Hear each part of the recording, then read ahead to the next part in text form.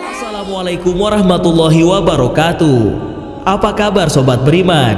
Nabi Muhammad SAW merupakan manusia mulia yang menjadi nabi dan rasul terakhir umat muslim. Setiap muslim selalu dianjurkan untuk meneladani perbuatan, perkataan, serta seluruh fitrahnya dalam kehidupan sehari-hari. Rasulullah SAW juga memiliki beberapa sifat wajib seperti sidik benar, tablik menyampaikan, amanah dipercaya, dan fatonah cerdas. Allah Subhanahu wa Ta'ala memberikan mukjizat nyata kepada Nabi Muhammad SAW yang tidak mungkin dilakukan oleh manusia kecuali tanpa bantuannya. Berikut mukjizat Nabi Muhammad SAW. Sebelum masuk ke ulasan video ini, jangan lupa untuk di-subscribe dan di-like. Membelah bulan. Mukjizat Nabi Muhammad yang pertama ialah dapat membelah bulan menjadi dua. Peristiwa ini terjadi pada saat penduduk Mekah meminta agar Rasulullah membuktikan kenabiannya. Pada zaman itu, orang-orang kafir tidak mempercayai bahwa Muhammad SAW merupakan salah seorang nabi utusan Allah Subhanahu wa Ta'ala. Peristiwa terbelahnya bulan ini tak lantas membuat orang-orang kafir percaya. Mereka orang kafir masih menganggap bahwa apa yang dilakukan Rasulullah merupakan sihir yang nyata. Akan tetapi mereka tetap mengingkari dan menunggu konfirmasi terhadap para musafir yang masih dalam perjalanan. Dari Anas ia berkata, penduduk Mekah meminta Nabi agar menunjukkan suatu bukti kenabian pada mereka. Maka Nabi Muhammad menunjukkan terbelahnya bulan. Hadis riwayat Bukhari. Sesungguhnya peristiwa terbelahnya bulan ini semua atas kehendak Allah Subhanahu wa Ta'ala. Apabila Allah telah menghendaki segala sesuatu, tidak ada yang mustahil baginya. Hal ini tentu menjadi bukti bahwa Allah Maha berkehendak atas segala sesuatu yang terjadi. Doa meminta hujan.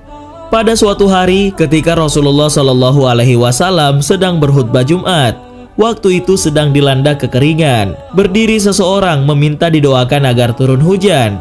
Maka Rasulullah SAW berdoa. Seketika itu pula turunlah hujan deras terus-menerus sampai hari Jumat berikutnya. Akhirnya ada seorang lelaki yang mengadu kepada Rasulullah SAW bahwa rumah-rumah telah rusak akibat hujan deras terus-menerus. Maka Rasulullah SAW berdoa agar hujan dialihkan ke sekeliling kota Madinah, jangan menimpa kota Madinah. Maka awan-awan yang bergerak di atas kota Madinah pun segera bergerak, tidak lagi berada di atas kota Madinah, tetapi berada di pinggir kota Madinah. Hadis riwayat Al-Bukhari. Segelas susu mengenyangkan banyak orang. Abu Hurairah adalah sahabat Nabi yang sangat miskin, tetapi amat banyak ilmunya dan kuat hafalannya. Dia sering mengalami kelaparan. Pada suatu hari ketika Abu Hurairah sedang duduk di jalan, Nabi SAW melewatinya dan tersenyum melihatnya. Beliau sangat mengerti akan penderitaan Abu Hurairah. Karenanya berkatalah Rasulullah SAW, "Ya Abahir." Abu Hurairah menjawab, "Labbaika ya Rasulullah. Aku datang menemui panggilanmu wahai Rasulullah." Beliau berkata, "Ikutilah aku." Maka Abu Hurairah mengikuti Rasulullah SAW sampai ke rumahnya. Kemudian beliau mengizinkannya masuk. Di sana Rasulullah SAW menemukan segelas susu. Beliau bertanya kepada istrinya, "Dari mana susu ini?" Istrinya menjawab, "Dari fulan, ia menghadiahkannya untukmu." Rasulullah SAW kemudian memanggil Abu Hurairah. "Ya Abahir." "Labbaika ya Rasulullah," jawabnya. "Pergilah dan panggil Ahlus Sufa." Ahlus Sufa adalah sekumpulan sahabat yang tinggal di masjid Rasulullah SAW karena tidak punya harta dan keluarga di kota Madinah. Abu Hurairah merasa berhak mendapat seteguk lebih dahulu agar kekuatannya yang hilang bisa kembali. Nanti jika Ahlus Sufa datang, tentu Abu Hurairah yang akan melayani mereka. Ia khawatir jika tidak kebagian. Namun Abu Hurairah tidak mau menentang perintah Rasulullah Shallallahu Alaihi Wasallam. Oleh karena itu, Abu Hurairah segera memanggil Ahlus Suffah. Mereka pun datang ke rumah Rasulullah Shallallahu Alaihi Wasallam.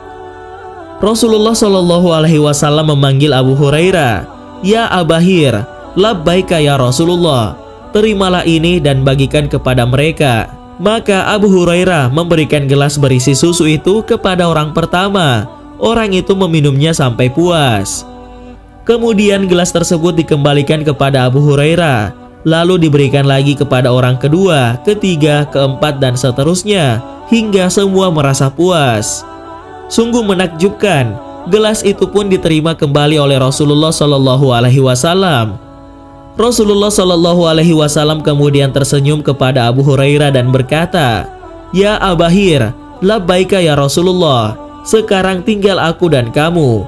"Benar wahai Rasulullah, duduklah dan minum." Maka Abu Hurairah duduk dan minum. Rasulullah Shallallahu Alaihi Wasallam terus memerintahkannya minum sampai Abu Hurairah berkata, "Demi Allah yang mengutusmu dengan kebenaran, sudah tidak ada tempat lagi dalam perutku." Kemudian Rasulullah Shallallahu Alaihi Wasallam bersabda, "Berikan kepadaku gelas itu." Beliau memuji Allah dan bersyukur lalu membaca Bismillah dan meminum sisa susu itu. Hadis riwayat Al-Bukhari. Menyembuhkan sakit mata. Dalam satu kisah keajaiban ini terjadi sebelum penaklukan benteng Khaybar dan Ali bin Abi Thalib sebagai pemegang bendera pasukan mengalami sakit mata. Berkat bantuan Allah Subhanahu wa Ta'ala, Nabi Muhammad Shallallahu Alaihi Wasallam menyembuhkan mata Ali yang sakit dengan cara meludahi matanya. Seketika itu, mata Ali yang sakit itu menjadi sembuh, seolah-olah tidak pernah sakit mata. Air keluar dari jari tangan. Pernah Nabi bersama para sahabatnya sekitar 300 orang di tempat bernama Saura. Sudah waktunya untuk melaksanakan sholat duhur, tapi mereka tidak dapat menemukan air untuk berwudu. Mereka kemudian menemukan air namun kecil. Nabi mencelupkan tangannya ke dalam air yang itu kemudian keluarlah dari tangannya seperti air mancur. 300 orang yang ada di sana kemudian berwudu dan menggunakannya untuk kebutuhan lain. Sebuah wadah air pernah disodorkan kepada Rasulullah Shallallahu Alaihi Wasallam. Lalu beliau Shallallahu Alaihi Wasallam mencelupkan tangannya ke dalam wadah air itu. Maka air memancar dari sela-sela jemari tangan beliau. Dengan air itu, para sahabat berwudu. Jumlah mereka waktu itu adalah 300 orang. Hadis riwayat Al-Bukhari. Perjalanan malam Isra Mi'raj. Inilah salah satu mukjizat Nabi yang paling menakjubkan. Ini disebut Isra Mi'raj. Pada malam inilah Nabi dibawa bimbingan malaikat Jibril mengantar Nabi dari Ka'bah di Mekah ke Masjid Al-Aqsa di Yerusalem dan kemudian ke langit yang tinggi atas kehendak Allah Ta'ala. Dalam perjalanan ini beliau bertemu Nabi sebelumnya, di antaranya Musa, Isa, dan Ibrahim. Beliau memimpin para Nabi dalam doa. Beliau sampai di tempat yang sangat tinggi di mana beliau bisa mendengar pena yang menulis perbuatan orang-orang. Beliau melihat surga dan neraka, dan beliau diangkat untuk kemudian bertemu dengan Tuhannya yang maha besar. Kejadian ini diceritakan dalam Al-Quran dan hadis.